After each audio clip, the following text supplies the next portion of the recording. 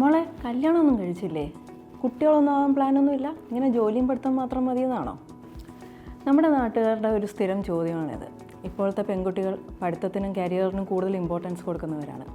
അവർക്ക് ഇങ്ങനെയുള്ള ഒരു സിറ്റുവേഷനിൽ ഉപയോഗിക്കാവുന്ന ഒരു ട്രീറ്റ്മെൻറ്റാണ് ഊസൈറ്റ് ഫ്രീസിങ് അല്ലെങ്കിൽ എഗ് ഫ്രീസിങ്. നമ്മളത് സോഷ്യൽ ഫ്രീസിങ് എന്ന് പറയും.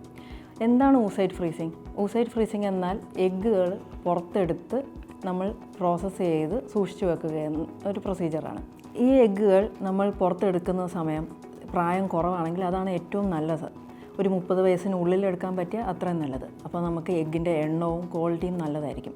ഇത് നമ്മൾ കറക്റ്റ് സമയത്തിന് ചെയ്ത് ഭാവി സുരക്ഷിതമാക്കുക എന്നുള്ളൊരു പ്ലാനാണ്.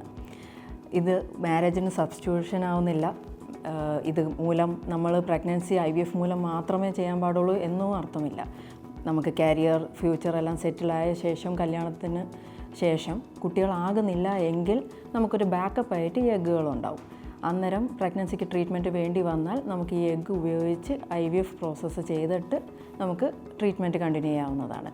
അപ്പോൾ നമ്മൾ എടുത്തു വെച്ച പ്രായത്തിലെ ആ എഗ്ഗിൻ്റെ ക്വാളിറ്റി നമുക്ക് പിന്നീടത്തെ സമയത്തേക്ക് ഉപയോഗപ്രദമാകും. എങ്ങനെയുള്ളവർക്കാണ് ഊസൈറ്റ് ഫ്രീസിങ് ഗുണപ്രദമാകുന്നത്? ഒന്ന്, ഈ പറഞ്ഞ പോലെ കരിയർ കാര്യങ്ങൾക്കൊക്കെ ആയിട്ട് മാരേജ് വൈകുന്നവർക്ക്, അല്ലെങ്കിൽ പ്രഗ്നൻസി ഇപ്പോൾ പ്ലാനില്ല പിന്നീടത്തേക്ക് പ്ലാനുള്ളവർക്ക്. പിന്നെ ആണെങ്കിൽ family history of early menopause എന്ന് പറഞ്ഞാൽ മാസോളിൽ നേരത്തെ നിൽക്കുന്ന ഒരു ഹിസ്റ്ററി ഉള്ള ആളുകൾ എന്ന് പറഞ്ഞാൽ അമ്മയ്ക്കോ സഹോദരികൾക്കോ ആർക്കെങ്കിലും നേരത്തെ തന്നെ മാസോളിൽ നിന്ന ഹിസ്റ്ററി ഉള്ളവർക്ക് ഇവർക്കും അങ്ങനെ ഒരു സാധ്യത ഉണ്ട്. അപ്പോൾ ഇവരുടെ എഗ്ഗും നേരത്തെ തീർന്നു പോകാം.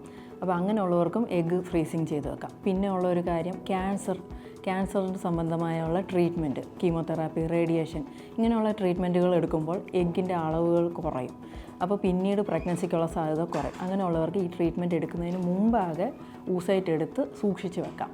അതുമൂലം നമുക്ക് ഭാവിയിൽ കല്യാണമോ ഭാവിയിലെ കുട്ടികൾക്കായിട്ടുള്ള പ്ലാനിങ്ങോ ഒക്കെ ചെയ്യാവുന്നതാണ്.